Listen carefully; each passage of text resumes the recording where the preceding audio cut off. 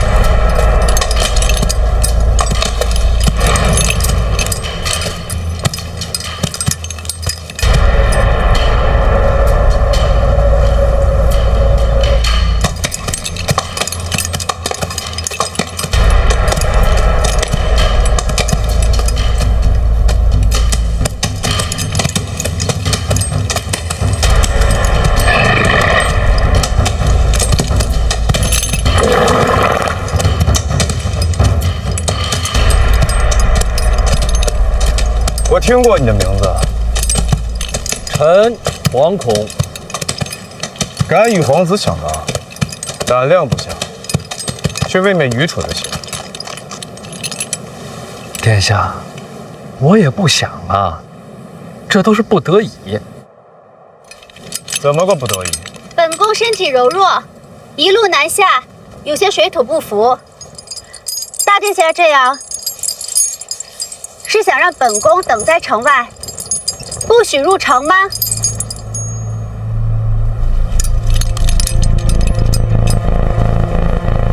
回殿下，这就叫不得已。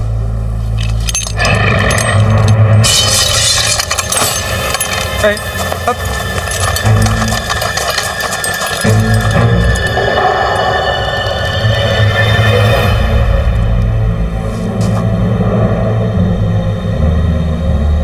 倒是有几分本事。殿下的家事儿，臣慌什么？如果我非要让你让路呢？那臣就只有一死，给殿下赔罪。是本宫想早日进城，与范大人无关。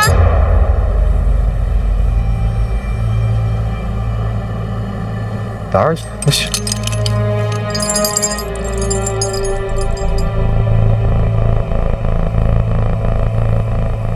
范闲，你是觉得我不敢杀你是吗？殿下有什么不敢？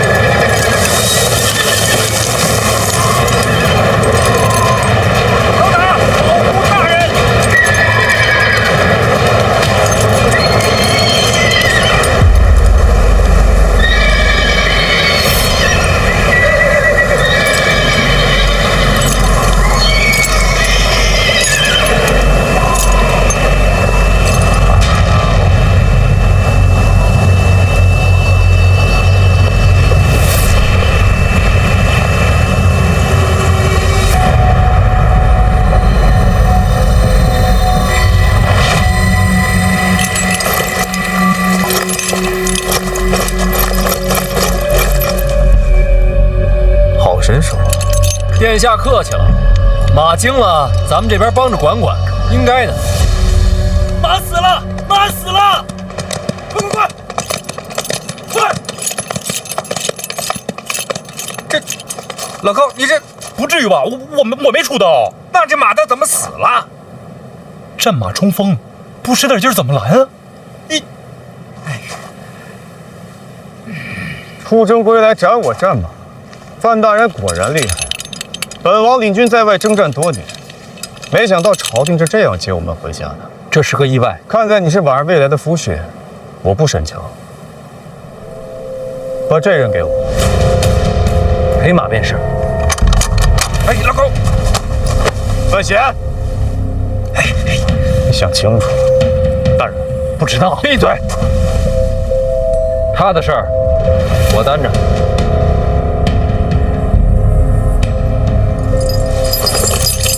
是本宫发的话，不必为难范大人。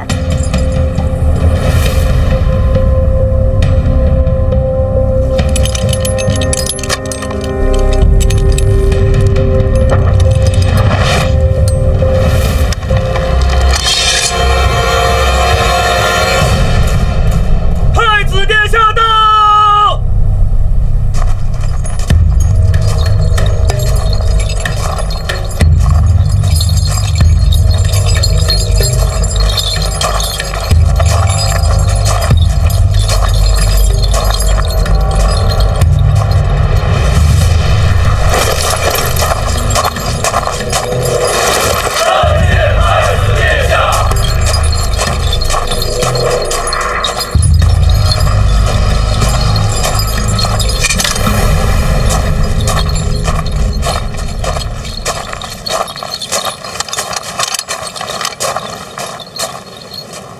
陈范闲参见太子殿下。自家兄弟，不必多礼。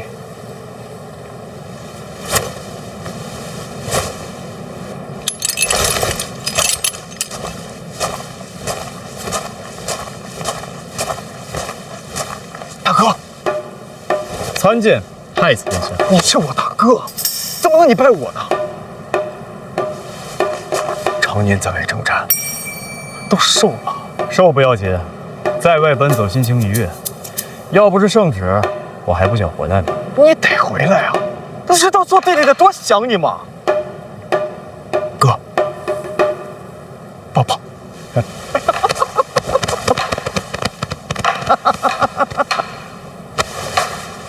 都到家门口了，为何不进去？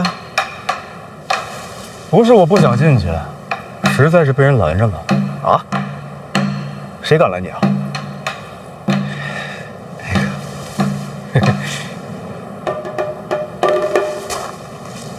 我又是你呀！拦我大哥是重罪，你知道吗？臣哪有那么大胆子呀？这不是北齐大公主殿下也在车队，说着一路远行，水土不服，想早点进城休息，是吧，公主？确实是本宫的意思。公主稍安勿躁啊，车内安坐即可。战死军马，本宫陪夫就是。可不便宜啊！我身为大齐皇室，这份担当总该有。那你比我有钱，我是赔不起。我也是母后给的。多少银两，告知我便是。好，回头我单独找你。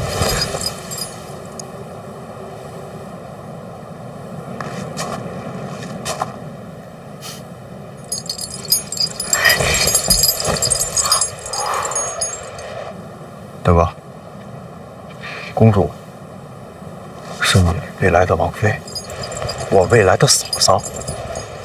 可是人家范闲夹在中间，确实有点难办。当然啊，如果你想出这口气的话，做弟弟的一定好好教训他。殿下都这么说了，我还计较什么呢？对呀，别跟他们一般见识。大哥多年未回，应该是第一次见吧？我呢，正式给大哥介绍一下，这位就是咱们大庆国的青年才俊范闲。臣参见大殿下。我知道他，婉儿的夫婿吗？哎，对，现在还在给院长帮忙。监察院提司，好大的官威啊！大哥，那婉儿不就宛如咱俩的亲妹妹吗？那看在婉儿的份上，咱们放你未来的妹夫一马？殿下真的以为我是为了拦路生气吗？那大哥是为何呀？成婚可是大事，可如今呢？父皇说，只要娶了婉儿，就能够接手内库的财权，然后他就出现了。他要娶的到底是婉儿本人，还是那数不尽的荣华富贵？自然是为了人，谁都会这么说。陛下开的口，非要搭上内库，我倒是不想要，总不能抗旨啊。父皇这旨意，确实胡诌了起来。二位虽然未曾谋面，但是以我对二位脾气秉性的了解啊，二位啊一定可以成为挚友。天色也不早了，这二哥和三弟还在里头候着大哥呢。依我看，要不咱们里边说？那敢问殿下，这进城怎么分先后啊？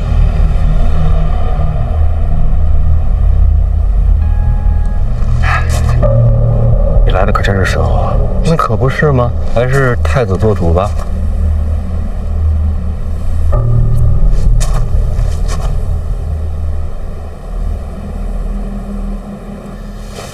二哥，大哥不是要和使团起冲突吗？咱不去劝劝？咱们是来接人的，不是来劝架的。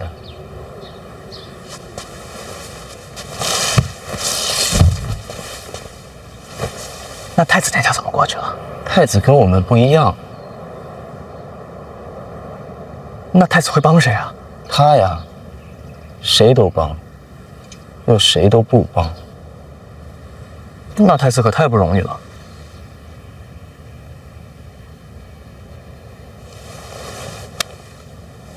活着都不容易。来了。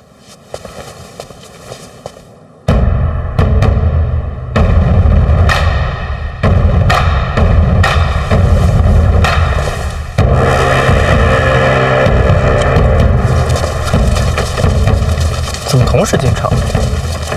获得一手好戏。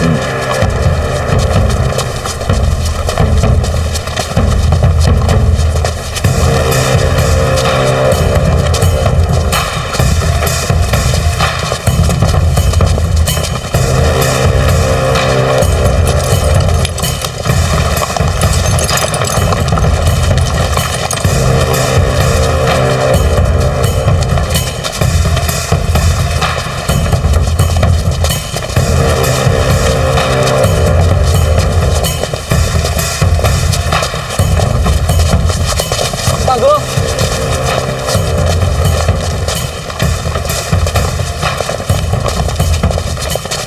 这么久不见，长这么高了？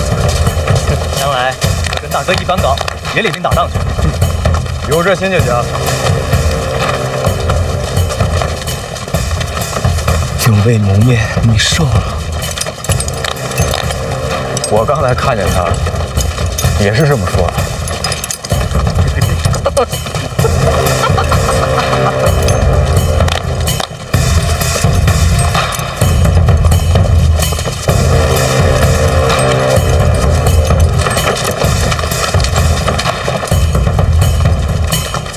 让大哥好好看看。结实了很多啊。早知道你跟大哥一起回来，我应该给你准备些礼物。殿下客气，您在路上准备的厚礼，我已经收下了。真的吗？我都忘了。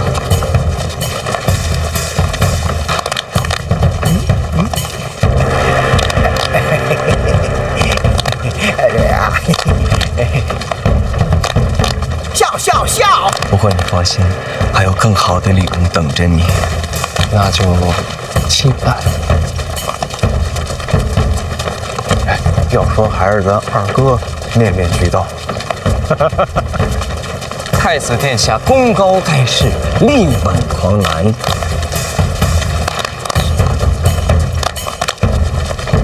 二哥取消我，这不夸你了吗？过奖了，二哥。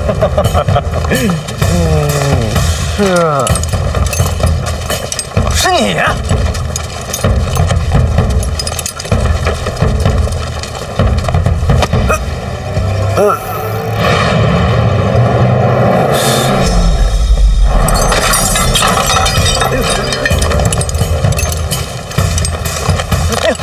这位就是三殿下。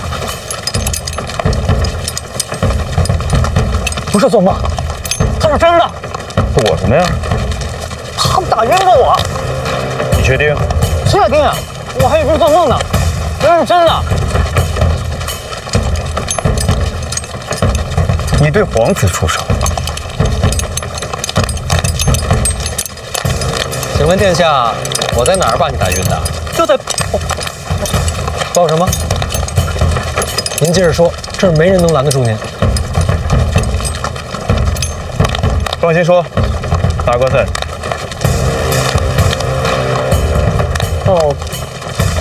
抱歉啊，我记错了。记错了。啊，确实是有噩梦。那这么说，咱们没见过？没有，头一回见，吓臣一跳。真记错？真的。我常年在宫墙之内，哪有机会见范大人？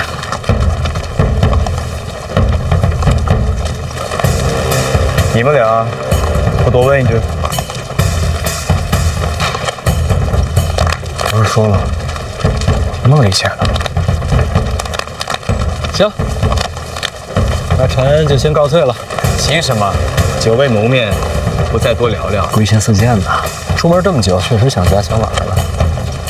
倒是难为你了。陛下口谕，宣范闲同诸皇子入宫觐见。这么着急见你？可能是因为刚起了军吧。大哥慢慢习惯，这就是我们的小范大人。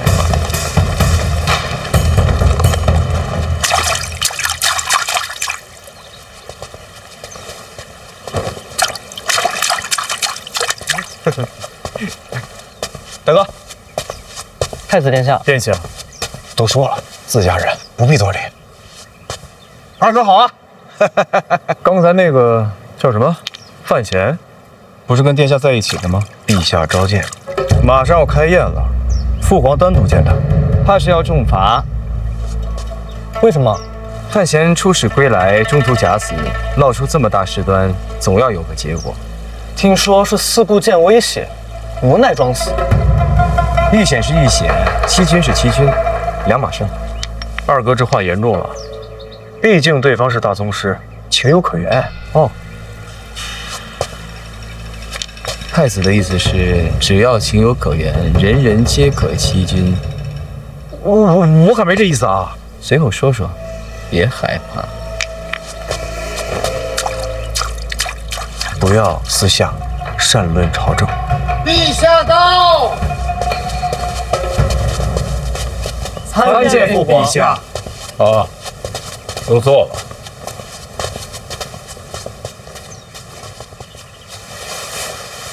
李正如，你精神头挺好啊。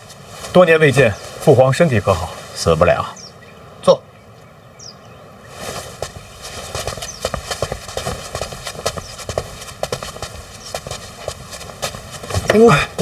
好。谢陛下恩赐廷杖。坐下吧。臣范闲，谢陛下赐罪。妈呀！今天和大家一起吃个饭，顺便听听范闲的北齐之行有什么奇闻异事。范闲，回陛下，北齐一行顺利把严冰云接回京都。北齐那边呢，沈仲死于上山虎枪下，政局有些动荡。朕只关心神庙的情况。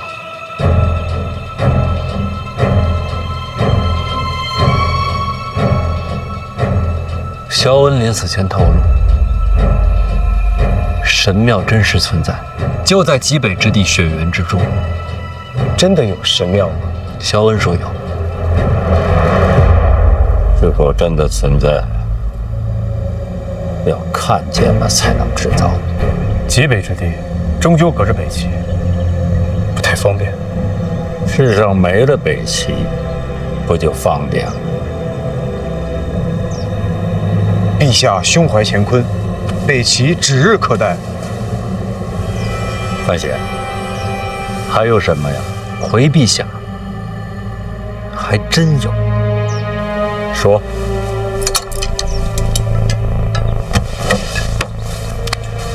沈仲临死前向臣交代，北齐锦衣卫常年与我庆国有走私往来，而我方行此事者就是长公主与二皇子。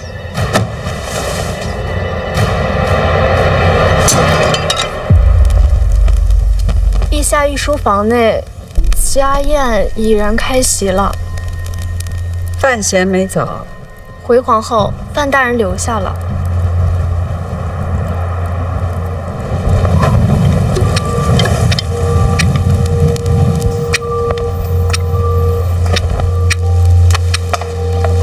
火折灭了，请皇后受罪。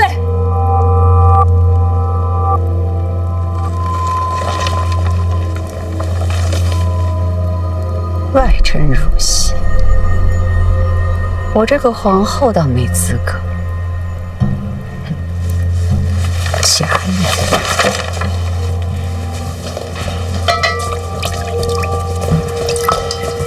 都聊什么了？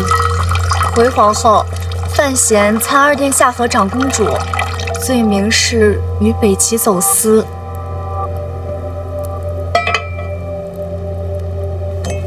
当众说的？是，几位殿下都在。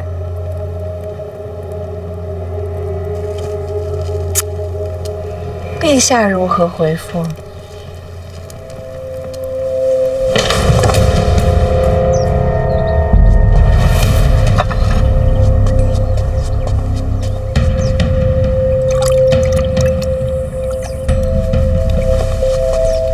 陛下息怒啊！以儿臣对二哥的了解，他不可能行此等事啊！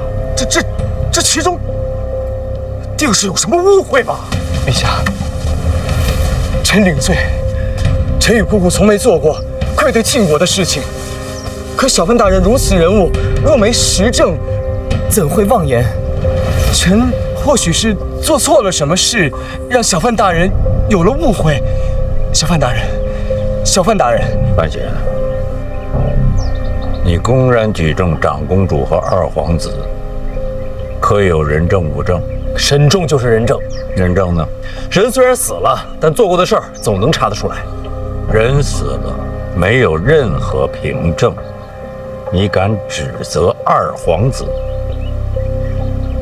你是什么人？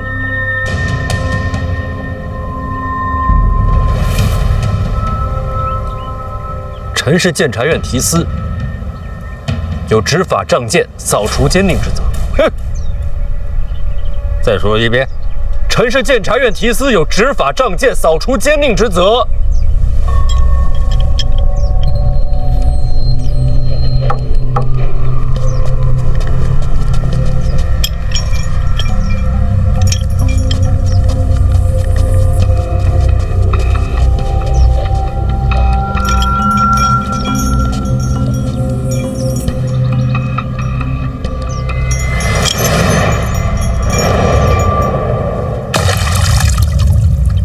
父皇，这范闲确实可气，在城门外还拦了我的马，原来见了你也是一样。看来他天生就这脾气。您息怒啊！是啊，陛下，您息怒啊！陛下息怒啊！父皇息怒。你们还有别的事儿吗？陛下，儿臣今日其实有件喜事，想请陛下斟酌。喜事？是什么喜事？范闲虽有错漏，但毕竟出使北齐有功，加上才华经世，由此可见，范府门风博学渊渊，范府之女范若若，才女之名闻名京都，贤淑雅静，实属难得。晋王世子李弘成为人温厚，尚未婚配，加之对范府之女又倾慕已久，儿臣以为范闲与婉儿已有婚约，不如喜上加喜，牵上加牵，也算是成就了一段姻缘。说说婚事，并不着急。你倒是很会出奇兵啊！这门婚事朕准了。陛下，另外，范闲出使北齐有功，加封1等男爵。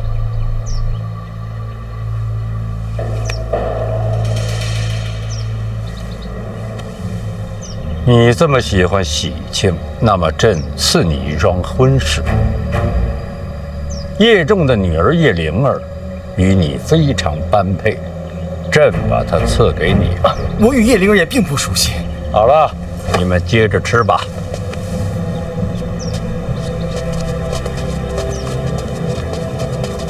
臣遵旨，遵旨。臣恳请陛下，为了天下万民，庆国律法，严查长公主李云瑞、二皇子李承泽。你查无实证，一片虚言，不查哪有实证？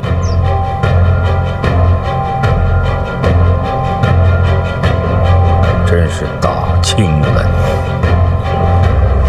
此案冤魂无数，罪无可恕，望陛下严查。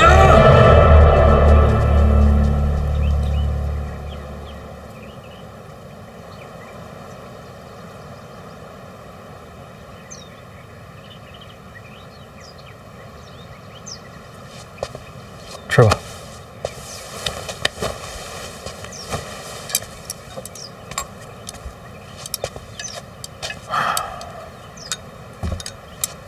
恭喜啊！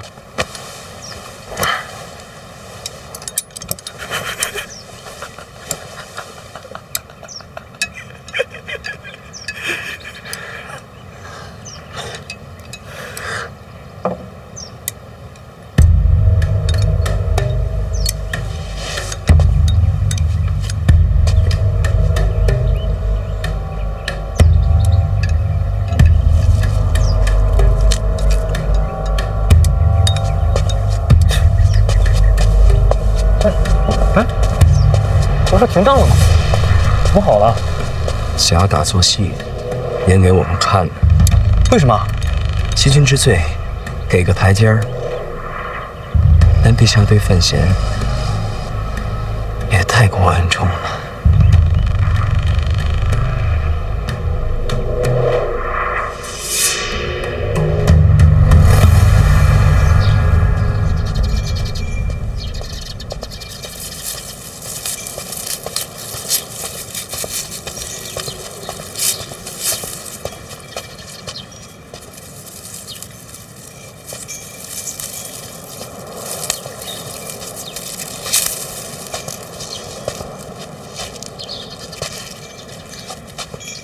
别灰心，毕竟二哥和姑姑是皇亲。其实我早都习惯了。这么多年，陛下还是偏信他多一点。他让袁梦坐镇抱月楼，就是为了这个。赐婚这一招，着实阴了些。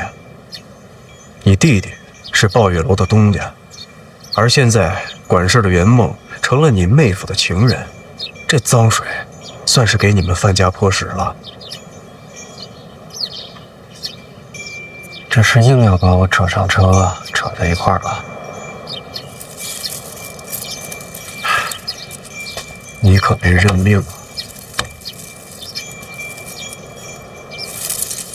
陛下有句话说的没错，有实证。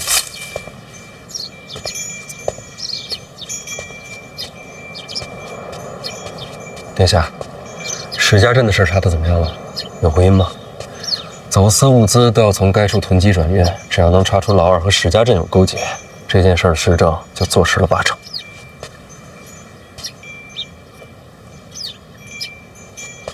怎么了？史家镇没了。什么叫没了？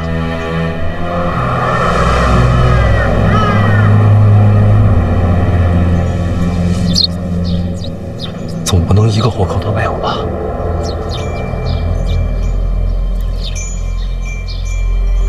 而人赶到的时候，镇子已经被烧尽了，一个都没剩。二哥这一手太狠了，这村子烧了，走私的线也就断了，关键是可惜了那么多条人命啊！镇子没了，怎么还有个说法？意外失火，这就完了。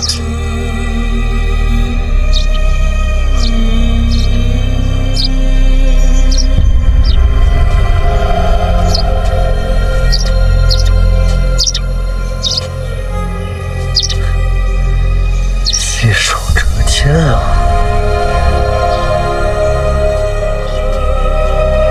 你别冲动啊！如今时政没了，陛下又想着二哥，你能做的就只有平和心态，多讨陛下欢心。剩下的，咱们伺机而动。还有啊，监察院题司的位子得想办法讨回来，这个位置至关重要啊！皇后请殿下相见。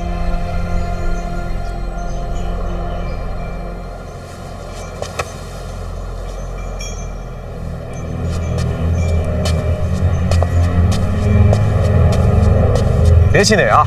你我合力，徐徐图之。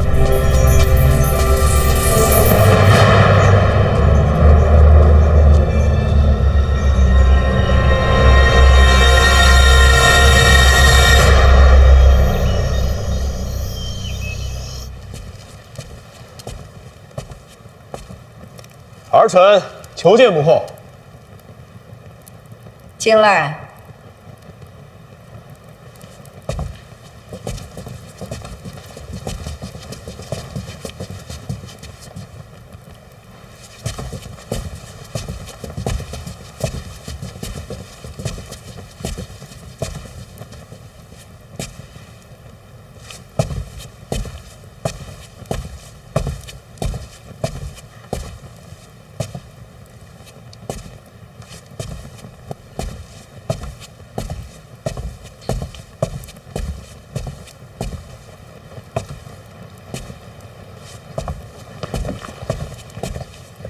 儿臣参见母后。不必多礼，没外人了。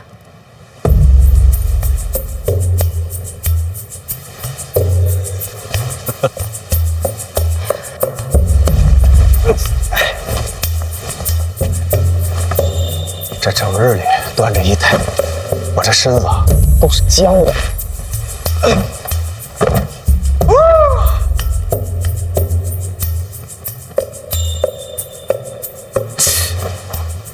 母后，你说二哥天天赤脚在地上走，是不是特别舒服？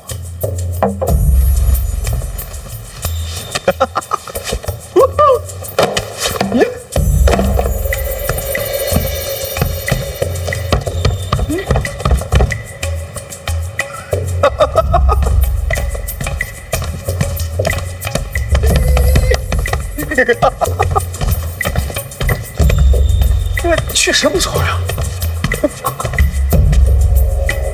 母后还是那么怕黑？一向如此。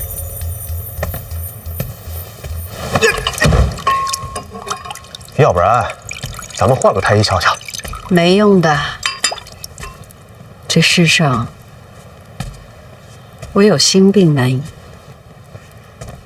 那你也不能整日喝酒啊。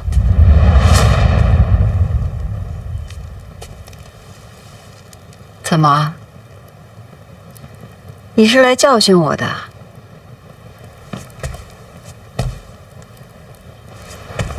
那儿臣哪敢呀？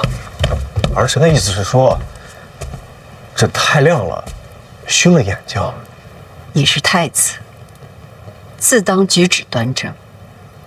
毕竟那么多眼睛盯着你。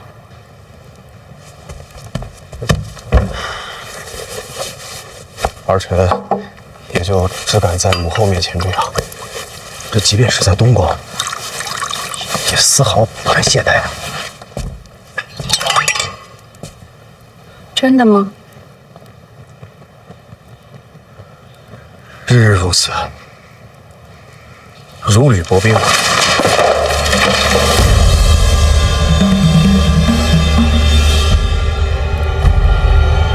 这都是你画的。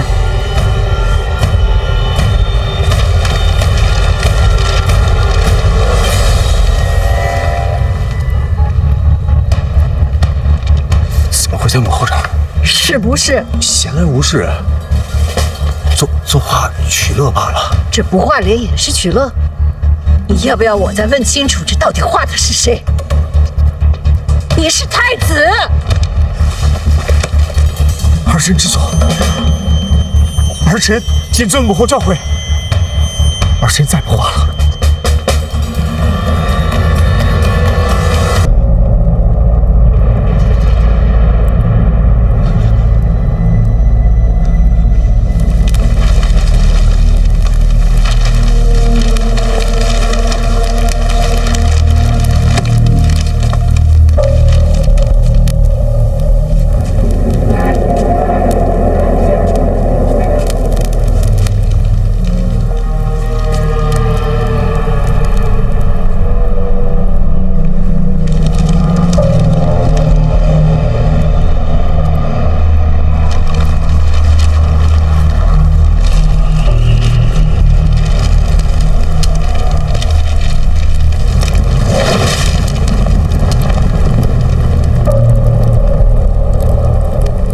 石家镇又是怎么回事？二哥反应及时，我的人赶到的时候，他的人早都撤走了，镇上没有留下任何证据。那你又何必放火屠镇呢？因为范闲是个好人，只有这把火烧了，他才能跟二哥势不两立，才会永远站到我这边。那就更不能让他知道真相了。母后请放心，这世上除了疯子，谁会无缘无故做出这种惨绝人寰、卑劣行径的？真相只有一个：二哥行凶屠镇。你就这么看重范闲？谁不喜欢好人啊？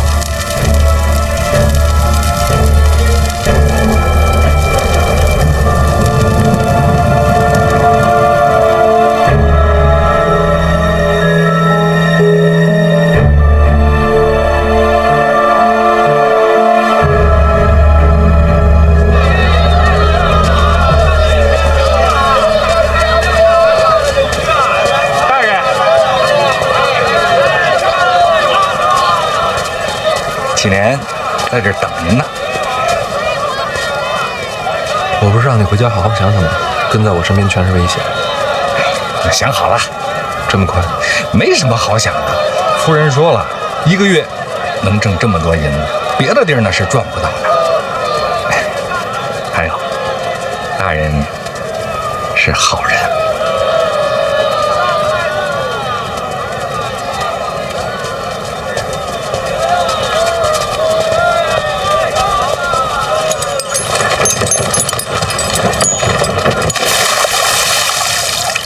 好人有什么用啊？身边全是危险。大人，这世上的危险到处都是，唯独好人太少。话说回来，我算是哪门子好人啊？我身上毛病多的是，我怯懦、自私、贪婪、自负，有的时候安于现状，有的时候瞻前顾后。说穿了，我就是一个普通人。普通人遇到现在这局面，会怎么做啊？会怎么做呀？撂挑子不干啊！提丝也没了，线索也断了，我拿什么查下去？我凭什么查下去？与我何干呢？人啊，就是得学会独善其身。大人，您可千万别这么说，您的言行主张已经改变了很多人呐。谁呀？起码有我，王启年。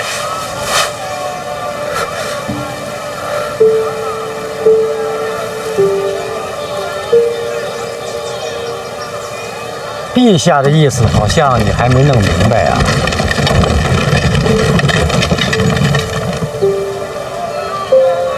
我明白，撤我提司腰牌，赐婚李承泽叶家。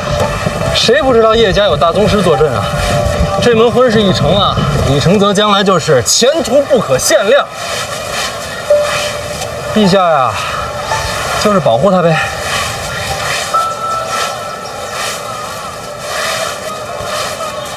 心里委屈，我哪敢委屈啊？他什么身份，我什么身份？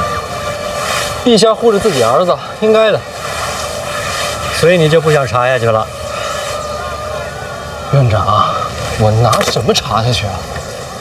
皇子犯法，我冒死进京向他进谏，他不听。好，我听他的，我活着回来，重新向他进谏一次，他还是顾左右而言他。我说什么有用吗？这世上我能相信谁啊？我能相信他吗？我能相信你吗？你信不信我没关系，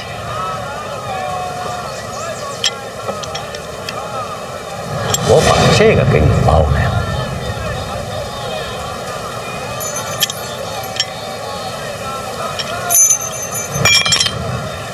陛下把他扔到水里，说过要撤你的提司吗？今天的所言，所有人都能看出陛下在护着李承泽，所以从现在开始，这件事就算过去了。化名为暗，这是要我潜在波涛之下寻找暗流。怪不得要扔在水里，想得过多，想得过多。意思是这个意思。可是史家镇没了，如果你要不冷静的话，还有许多史家镇会没有。现在最重要的是，你真正了解你的对手吗？你是不是想到了你今后怎么做？我的对手是李承泽和所有像他这样的人。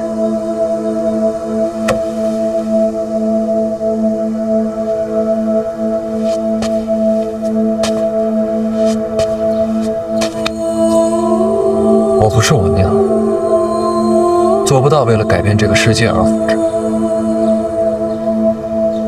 但我活这一世呢，最起码想要做一个自以为的好人，让我的良心能平静一些。我不想再看到滕子京死了白死那样的事儿，也不想再见到老金头那样无处伸冤的百姓。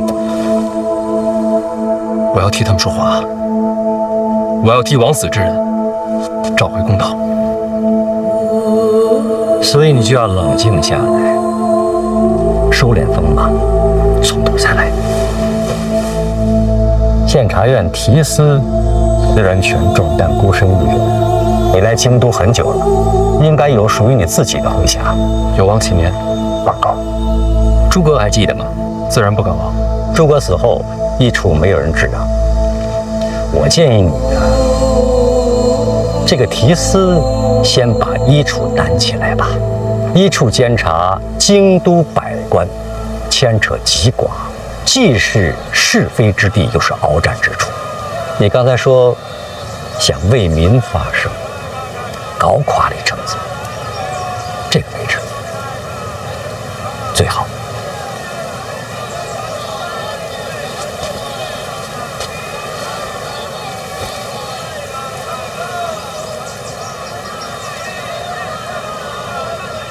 陈院长，我这次北齐之行，听说了不少事儿。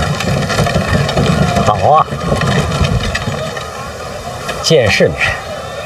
是不是我这一生都在你们掌控之中啊？如果我说我在帮你，你信吗？我敢信吗？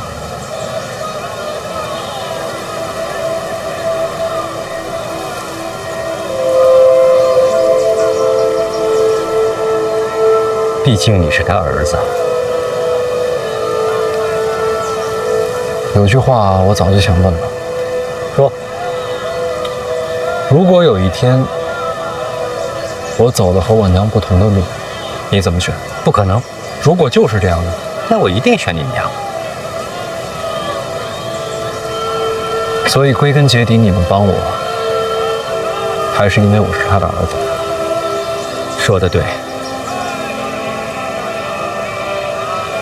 那你们要失望了，我跟我娘不是一样的人。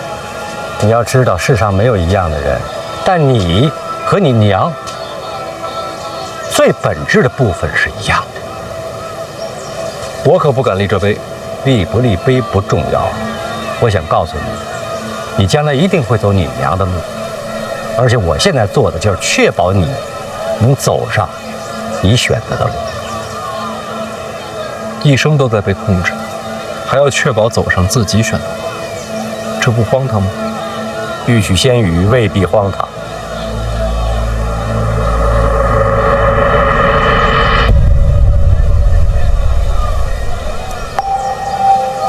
你是早就想好了？我曾经说过，你想做什么，我都会在。虽然我骗过你，但这句话是真的。那你现在还有什么瞒着我？当然有，但要保密。我还能信你吗？可以呀，但不能全信，人心难测。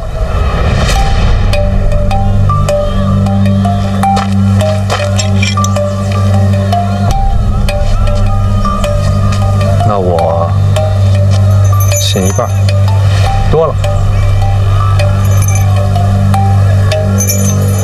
这还是原来那块吗？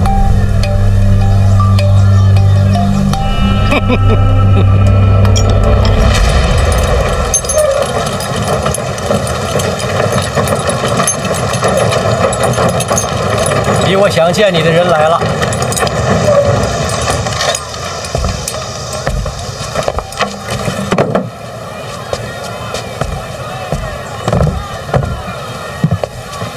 抱月楼的事别留后患。我知道。您怎么来了？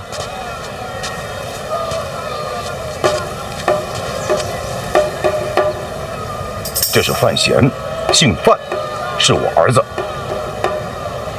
知道，没人给你抢。咱们庆国最讲究的是什么？是不是孝道？有没有父慈子孝这一说？有啊。远行千里回到京都，不是见驾就是见你，成何体统？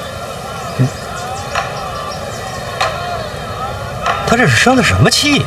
我没生气，我气什么呀？我是讲道理。我问你，范闲远行归来，不首先回府请安，是不是有违孝道？真闹大了，礼部是不是能参他？你说的真对，是。你也有认错的时候。哼，但不是我叫他来。不是你，其实是我自己想来的。我是想擦这石碑。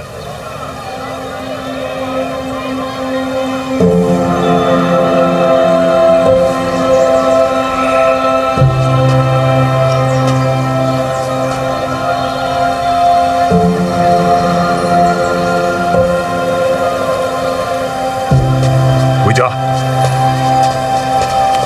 你跟我一辆。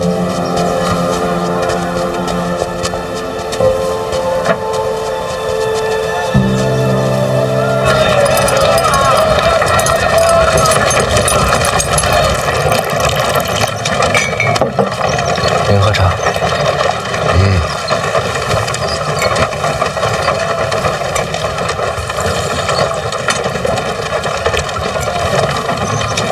宫里的事儿别太计较。陛下虽然扔你腰牌，却没有明旨。没有明旨撤去提司职务。陈院长提醒了。这里是京都，不是武者械斗。要想跟老二争锋，不靠一己之力，还要培养麾下嫡系。这点陈院长也交代了。回头我到依附上人。陈院长是在帮你，可这是京都，总得留个心眼儿。可以信陈院长，但不能全信。人心难测，这点他也说了。他倒是言无不尽呐。不过有一条我不太同意。哪条？人心难测，对别人是不可以全信。但对家人却不理如此。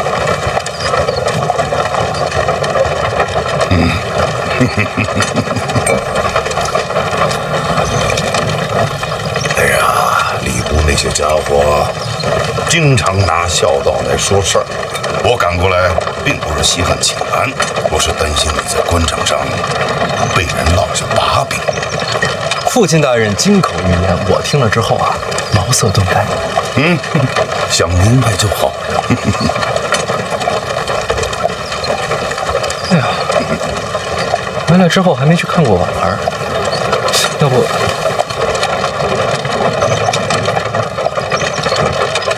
要不我还是先回家待2天，过几天我再去看她。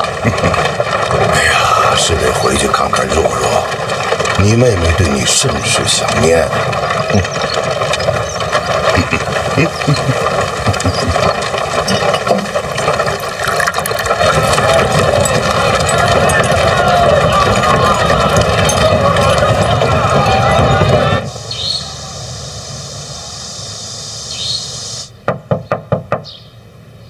若若，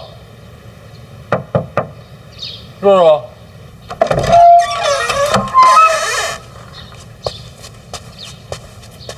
若若，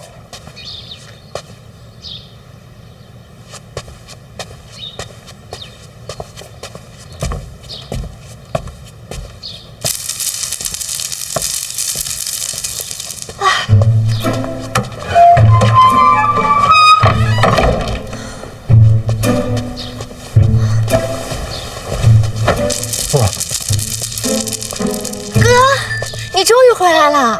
你干什么去了？我浪迹天涯去了。浪迹天涯？去了多久？大概1炷香时间吧。你这浪迹天涯的还挺快。其实也不光是浪迹天涯，我主要是逃婚去了。陛下赐婚的事我听说了，我不乐意，所以收拾收拾就跑了。那怎么又回来了？走得太着急，走到一半冷静下来，想明白一件事儿。哥，你说这世上我最信谁？谁？当然是你呀。所以我想着是走还是留，我得先问问你。那我要是说让你留下呢？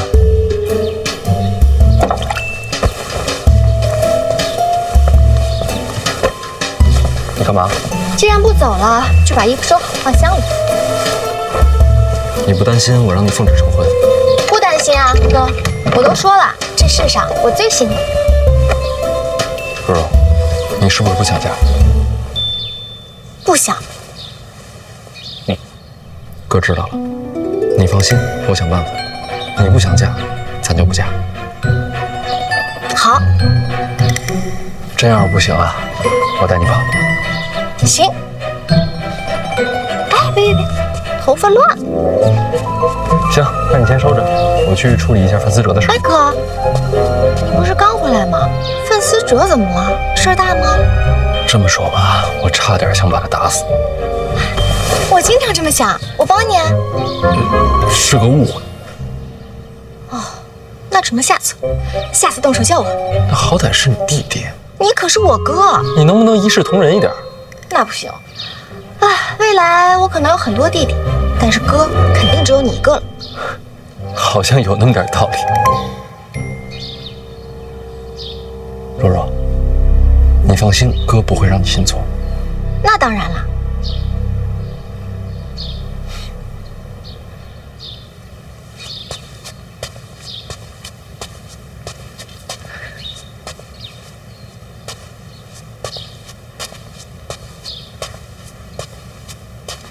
哎，你说范闲回来了？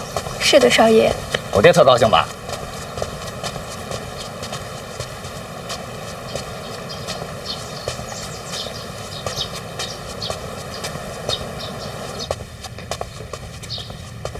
爹，您叫我。哎，哥，你可回来了。这还什么都没问呢，就先跪了。这气氛我熟。抱月楼的事儿你知道吗？知道。谁是东家？我。这不胡闹吗？怎么能做这种事儿？娘，我就是想挣点钱。为了银子，连人都不做了？老爷，你饶他一命吧！啊，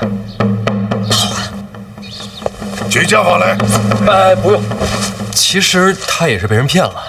对，死者本来就不聪明，肯定是被骗的。娘，您平时不是说我挺聪明的吗？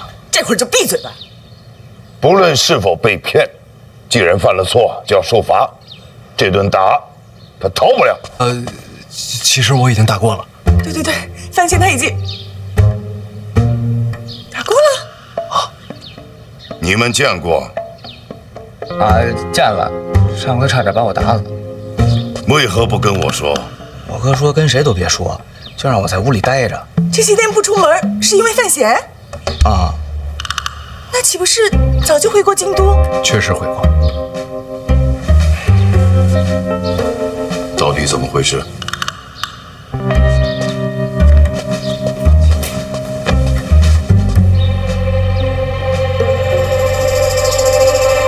爹，这事说来话长，别让他一直跪着。站那儿。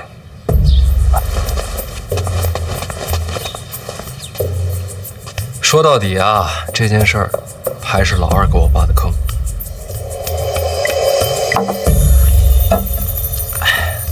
反正情况啊，就大概是这样。抱月楼逼良为娼的事儿，他确实不知道。您听见了？我真不知道。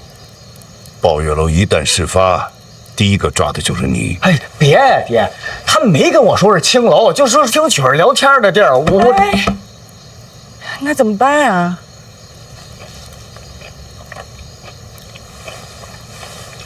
其实这事儿啊，只要我妥协服软，就能过去。那不可能！你娘这么相信我？什么时候见你服过软呀？死者这事儿你有安排了？短时间之内，抱月楼要想跟他撇清关系，不太现实。现在要想保他，就只能离开京都。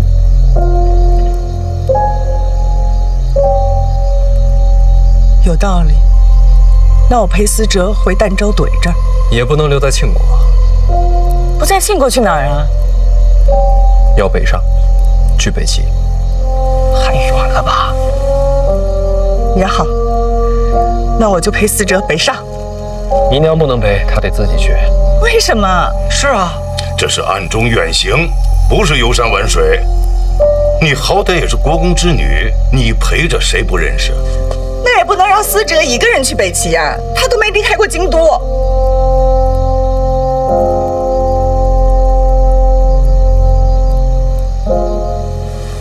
范死者，你害怕吗？有点。我知道，这对你来说很难。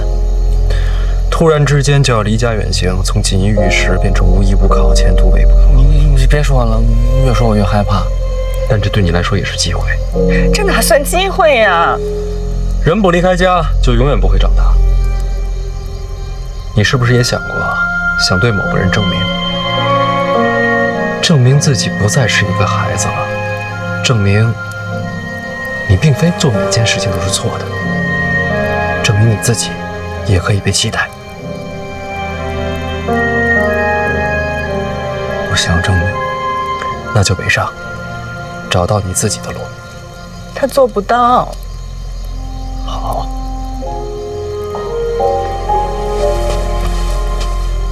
大声一点。好，我听不见，我能做到。错误是我犯的，我就承担后果。爷，我愿意去北齐。可你明明在害怕呀。娘，我是害怕呀，可是我也不能走在您的身后啊。我已经长大了。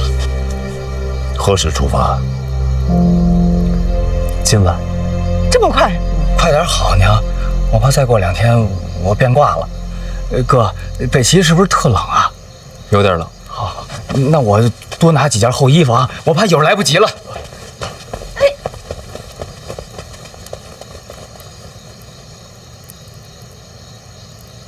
怎么一下子人全变了？姨娘，有时男人长大，只要一瞬间就够了。不行，我得去交代2句。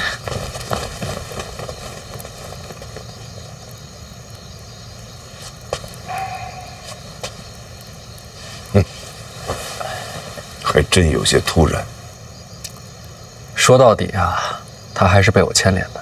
你刚才说的没错。什么？男人长大只要一瞬间就够了。命运嘛，总是突如其来。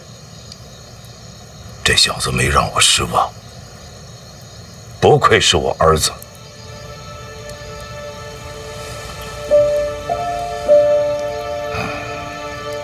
这些话，您倒是当着他面说呀。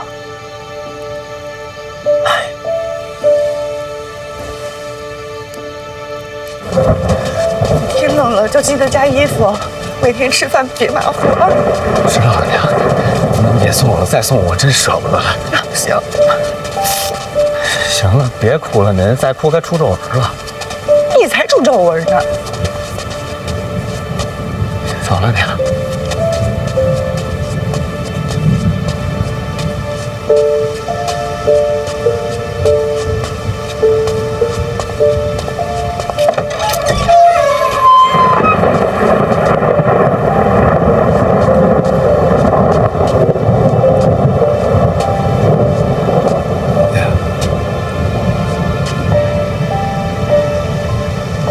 范闲刚才说，有些话该当你面讲。马车备好了，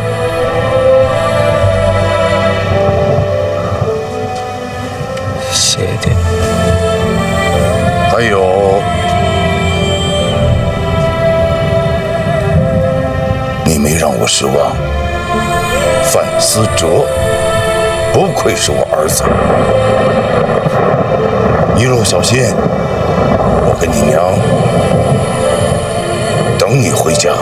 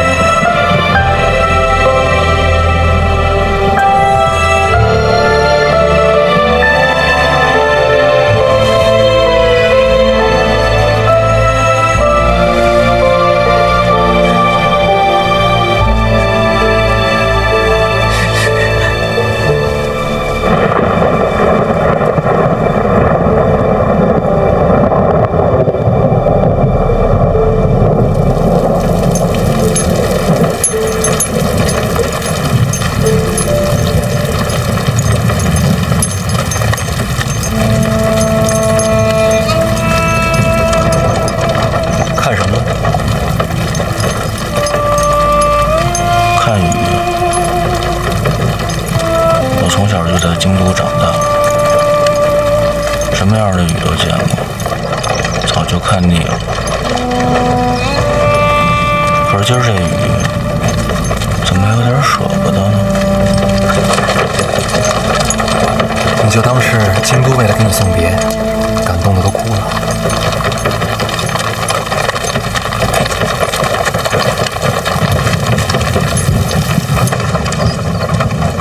要不你也哭出来？我不哭，我现在是大人了，大人都不哭，大人也会哭，有的时候长大了，想哭的时候更多。哥，那你陪我一块儿哭吧。北上的又不是我哭什么？我就一句好话都不会说。什么？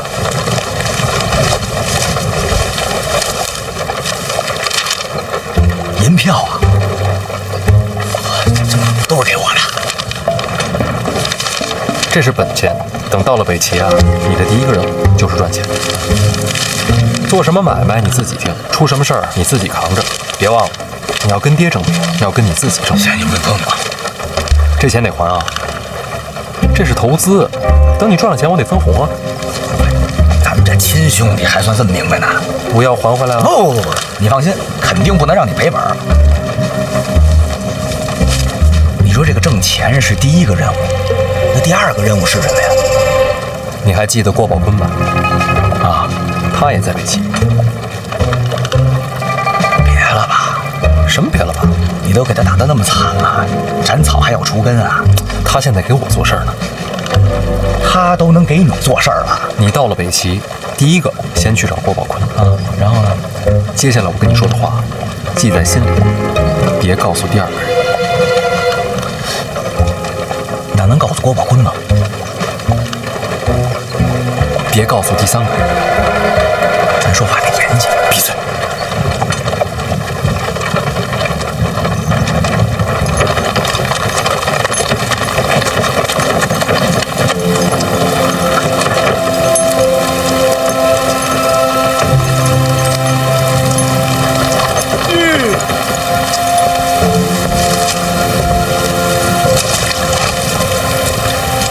辛苦各位兄弟，题词严重了。这几位会护送你北上，一路上他们照顾你。他们几个是谁呀？别忘了我跟你说的话，路上小心。走吧。那我娘你帮我多照顾点啊！放心吧，一切有我。谢谢哥。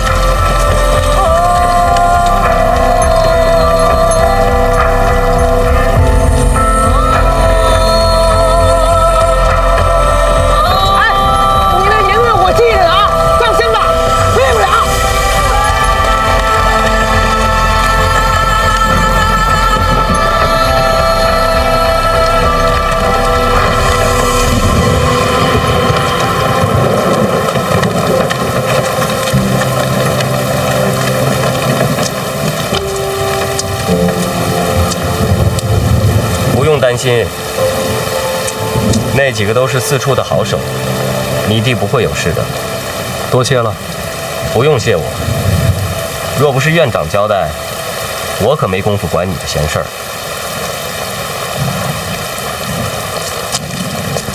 哎，明天我到一处上任，要不要来看一眼？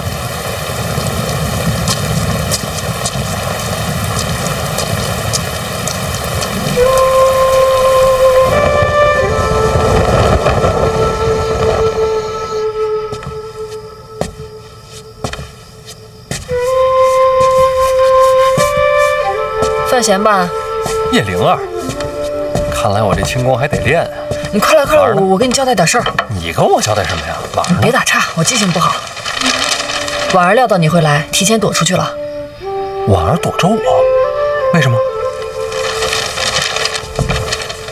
她让我跟你说，第一点，婉儿知道你很爱她，她也很爱你。第二点，因为第一点，所以她很担心你刚回来会面对很多危险，她希望你能集中精力，好好应对。第三点，因为以上两点，你最近就别来找她了，她是不会见你的。这话都是婉儿说的？啊，这都是我理解婉儿说的话。哦，她说你会懂她的。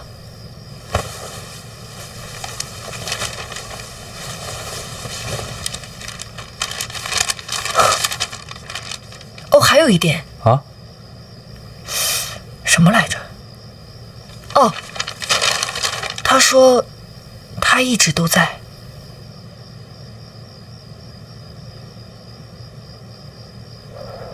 我懂。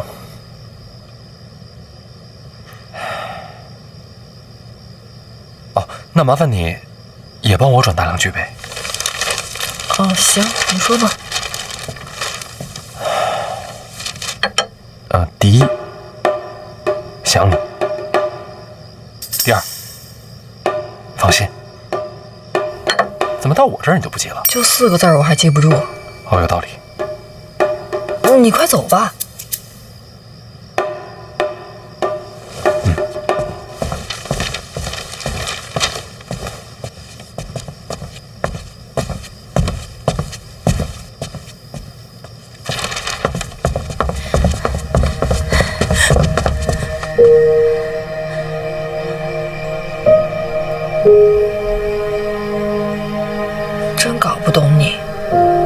就见呗，干嘛把自己弄得可怜兮兮的？眼下时局，他应该专心做他自己的事儿。我怕我见了他，就不想让他走了。真羡慕你们，我这辈子是没这福气了。灵儿，你要是实在无法接受陛下的赐婚，明日我陪你进宫，向陛下请命，把婚退了。我爹是不会同意的，我都想好了，大不了一死。你可千万不能这么想啊！家里已经在着手婚约的事儿了，我看着实在心烦。我能不能在你这儿住些日子啊？想住多久就住多久。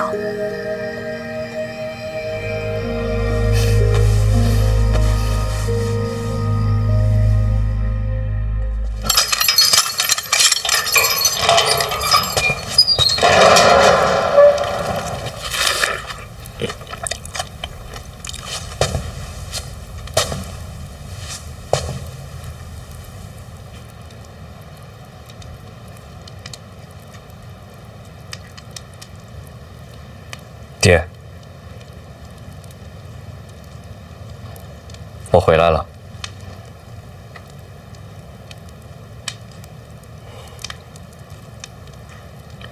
你是关哪间啊？我没事儿了，是来接您回家的。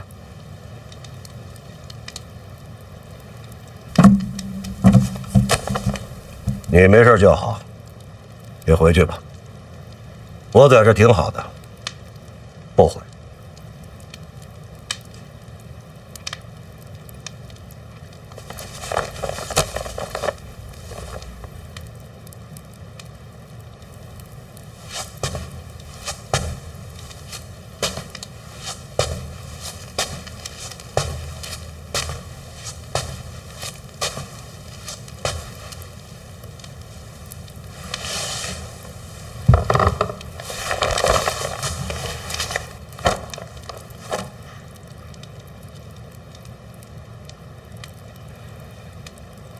你有没有想过，帮范闲假死是什么后果？范闲进宫了，欺君之罪他一人扛。你还知道欺君之罪啊？这4个字，往往连带着满门覆灭、血流成河。我为什么待在这里面？真的是做个样子吗？我是准备把命给你赔上。我盘算过了，最多我死不牵扯家里。你盘算过了？庆国律法、陛下权威都是你判断出来的？若有差池，我一人顶罪。你还觉得自己了不起？命说不要就不要，死了一了百了。我也是不得已而为之。怎么就不得已，让你如此不计后果？此事涉及皇子谋逆，那你就回京再说呀。事关庆国，我不该坐等。这么说，你还是为了庆国？我所行之事，皆是如此。为了庆国，不惜欺君，庆国高于一切。那陛下呢？陛下当然身系天下，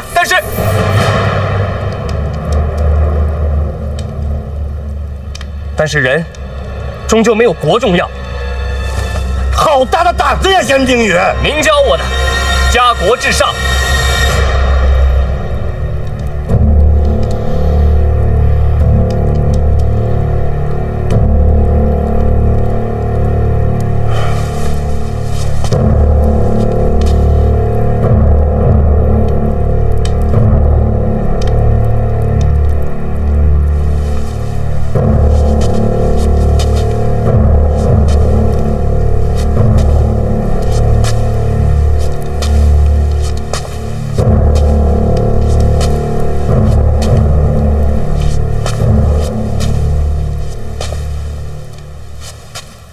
总算你还知道，看有没有人才说这种话。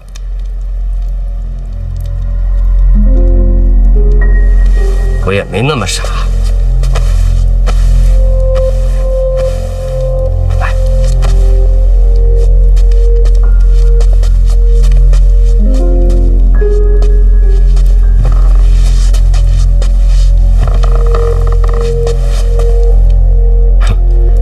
我看来说，你为什么要帮他？我不是帮他，是为庆国。但你也在配合他。是。他这人虽行事荒唐，但也算是有些胆色。这么说，你愿意辅佐他？为什么要辅佐他？监察院未来或许是他接班。陈院长无可替代。唉，我们老喽。陈院长想退，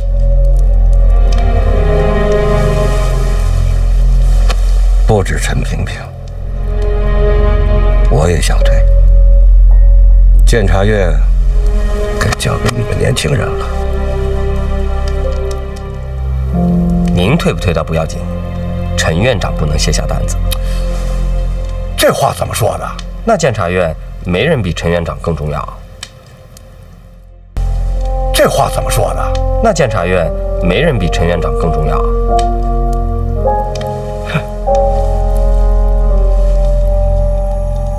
你知不知道，你去北齐，其实早就在陈萍萍的谋划之中了。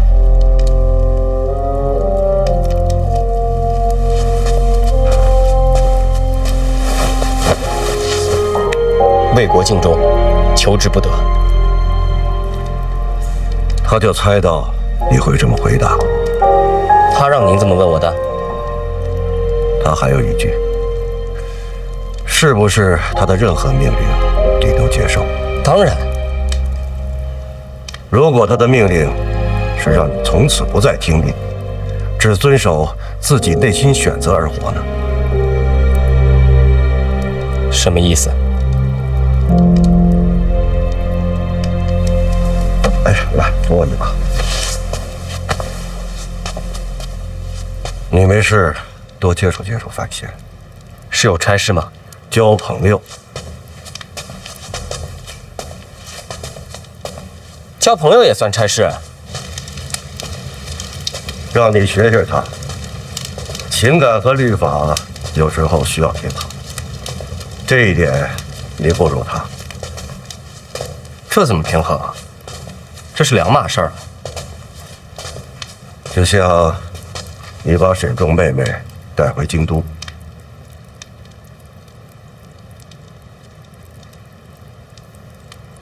这是我违令行事，甘愿受罚。令不令的再说，对还是错，不谈。你这么做，就是听从内心选择。对和错怎能抛开不谈？不急于一时一刻，先回家。四处的差事，我会慢慢的都交给你。爹啊，累了这么多年了，哼，也该享享福喽。好，为了您，我以后尽量不欺君。要不我享福之前，先把你逐出袁家。这也是差事吗？哎，慢慢来吧。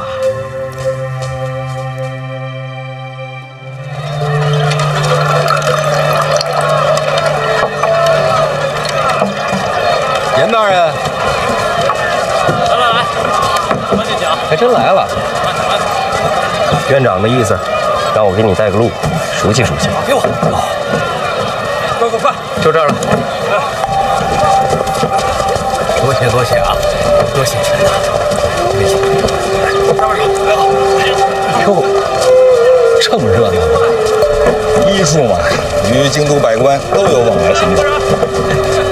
诸葛死后越发荒唐。来，这个搬进去吧。钱哪儿？哎，放那边，放那边，往里放，往里放。进来看看，你自己去吧，我懒得看。有好戏看，保证热闹。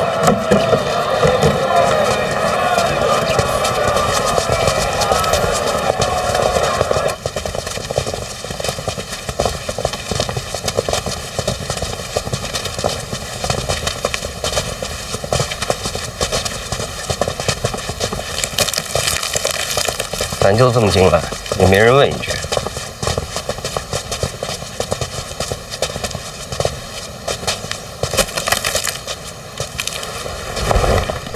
云梦鱼，认识？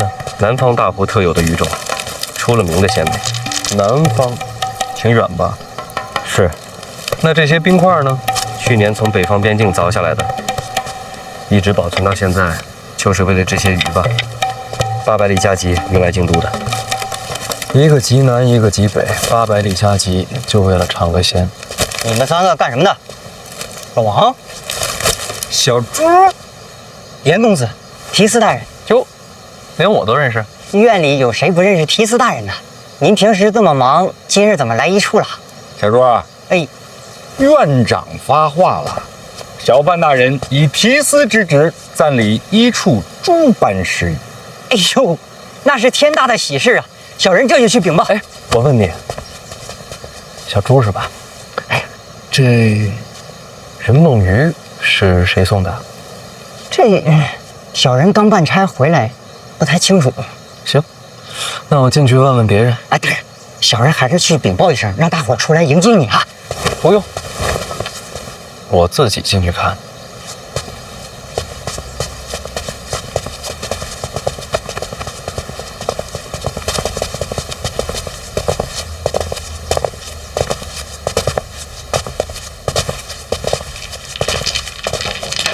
对呀，我得思考，没办法。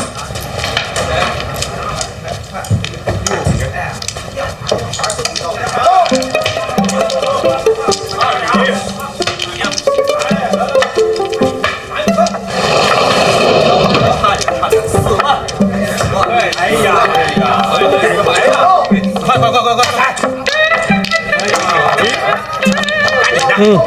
这是要碰了。碰！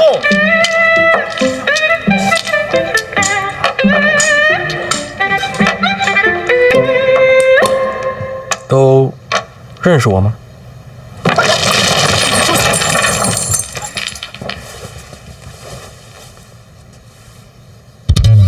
可以啊，挺气派的啊。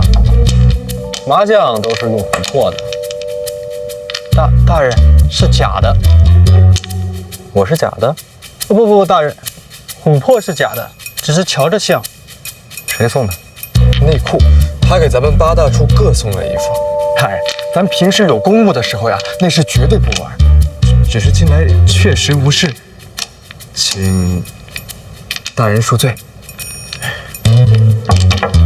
外边那些鱼呢？谁送的？什么鱼啊？云梦鱼，就800里加急那个。这小人倒是不太清楚。这是谁管事？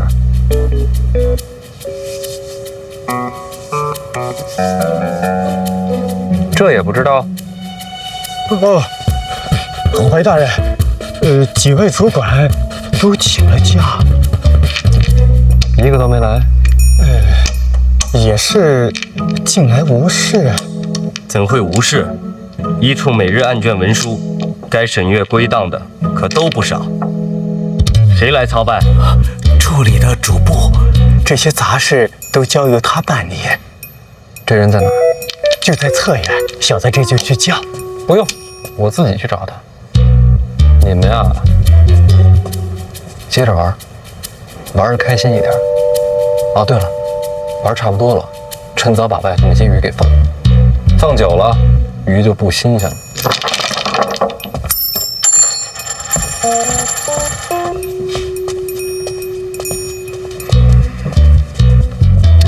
别动，还真打算接着玩啊？这怎么办呀？这不知道。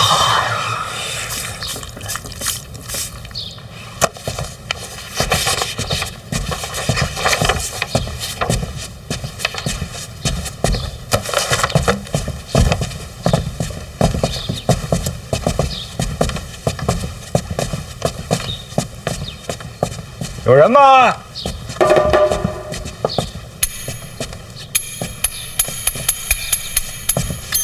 齐天兄，老邓，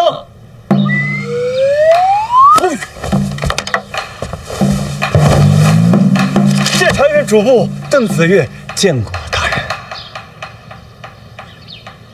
你认识？嘿嘿，就是。邓子越，正是属下。你认识我？从未见过。那怎么就跪了？回大人话，如今监察院谁人不知王启年王大人常伴您左右。再说了，您这卓尔不群的气质，剑眉星目的样貌，不怒自威的神态，我若再猜不出来，我是不是瞎呀？小云公子，行了，老邓啊，大人现在暂领一处诸般事宜了。当真？当真。天哪，这是天大的好消息啊！是不是？小范大人如果能来一处，那您做这一处的话，那一处这就从此以后就有主心骨了。我真是感觉，如久旱逢甘霖，他乡遇故知。行了行了，全是套话，随你是吧？就是。邓子越，站着说话。老邓，起来。谢过小范大人跟其他大人呢不一样啊。我问你啊，外面那些云梦鱼是谁送的？啊？别告诉我你也不知道。说。回大人，是简书司和兵部联名送的。一筐鱼还能牵扯到兵部？不是兵部，别人也没本事用800里加急把新鲜的云梦鱼送入京都。那简书司呢？此类鲜鱼都是先送往简书司，再由简书司按品序分类，再依次送往皇宫内院和6部各大臣府上。当然，简书司和兵部会留出一份，联名送往一处。都吃了。此鱼异常珍贵，故此有人吃了，有人卖。卖到哪儿？简书司。好极了，简书司送来的鱼再卖回简书司，这买卖可真好做，价钱也不低吧？或许是怕浪费呢。那这简书司和兵部干嘛上赶着给咱们送好处啊？你就照实了说。嘿嘿，这屋里边没别人吧？没有啊，那就说。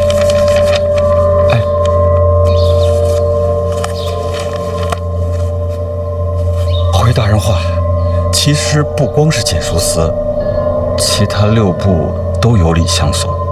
人缘这么好？您看，一处嘛，咱们一处本来职责就是监察京都百官，自然谁也不愿得罪一处。有了好处，当然也就不会忘了一处。这种好处你们也敢收？不收，他监察的收被监察的好处，何其荒唐！小云公子，息怒，息怒。要说他们，那不收也不行啊，所以这荒唐也算是合情理吧。怎么叫不收也不行？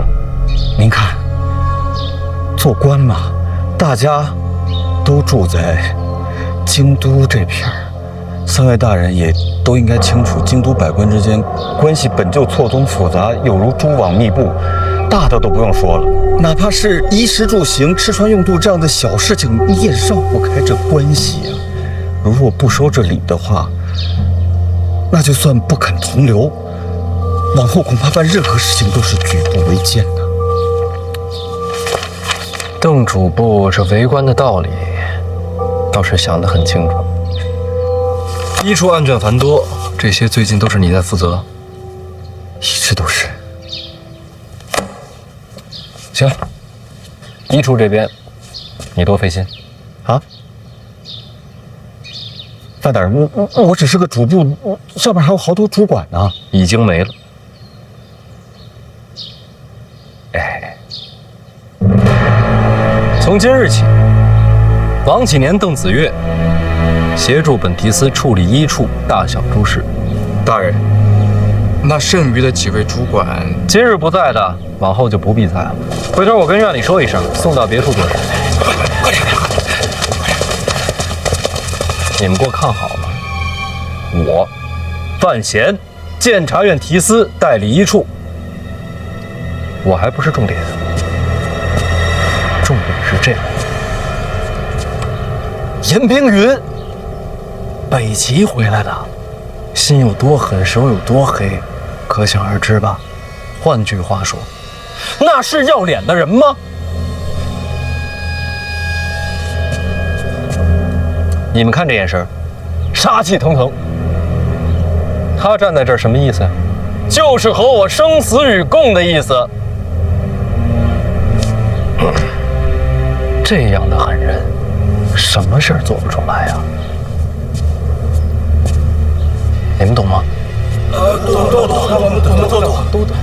我们都懂。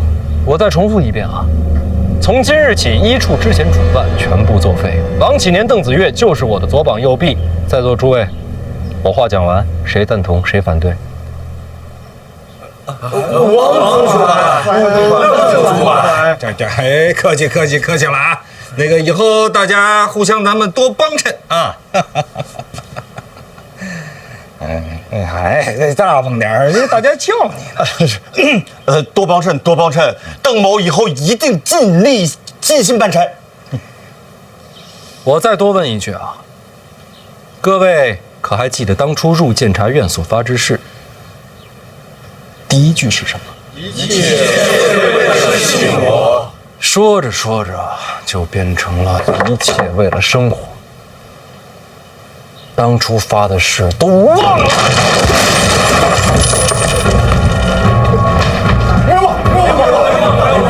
一处是做什么的？监察院是做什么的？求吏治清明，保百姓安宁。你们当初的初衷都他妈喂了狗了！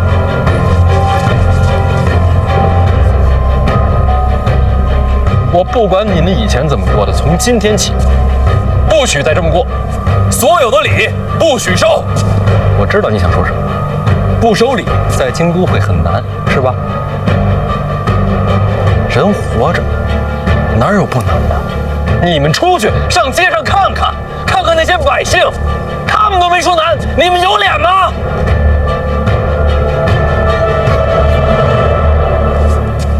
不过诸位放心，我这个人呢，其实还是好说话的。各位要小心，做了错事儿，千万别落在小严的手里，那才是真的惨。我管不着你们一处啊，都是监察院，一切为了庆国。行了，话我也说完了，该办差了。邓子越，大人，属下应该办什么差呀？刚门口那鱼我也看了，我觉着不新鲜。鱼不新鲜，送来的鱼不新鲜，说明什么呀？说明他简书司看不起我们一处，这谁忍得了？邓子越，属下在，带人把简书司给我封了。大人，恳请大人知道，简书司的代公公那可是舒贵妃面前的红人呐。我知道，老二他娘嘛，读书我见过。那大人是不是再斟酌斟酌？怕什么？听我的，该封就封。就算要封的话，以何罪名呢？一处这么多案卷，简书司就一点过错没有？那要这么说的话，自然是有。那还等什么？带人去封。大人，我本来就是初来乍到，根本就难以服众，而且我这个职位我压不住简书司啊。那要不辛苦小严公子你们带队一趟？一处差事与我何干？都是监察院为国效命。那就有劳小严大人了。我带队去封简书司，那你干嘛去啊？请人啊，戏台都搭好了，总得有个看戏的吧？请谁啊？大罗金仙。范闲来了。慢点，慢点，别摔着。哟，快剑也回来了。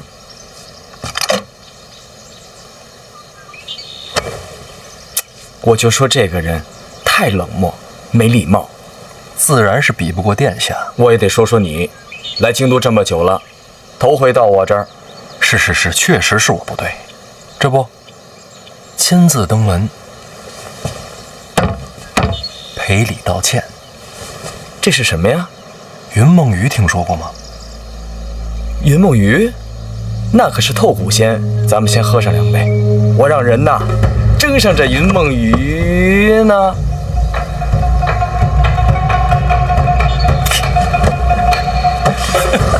全程炒变了，梅雨。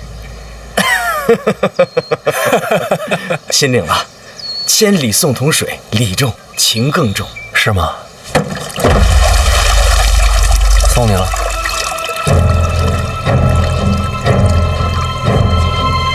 彼岸，清清。哎，但我知道哪儿有鱼，所以呢？所以咱俩抓鱼去。我跟你去抓鱼，殿下没空。我就说嘛，满京都城里最有趣儿的人就是你了。我也这么觉得。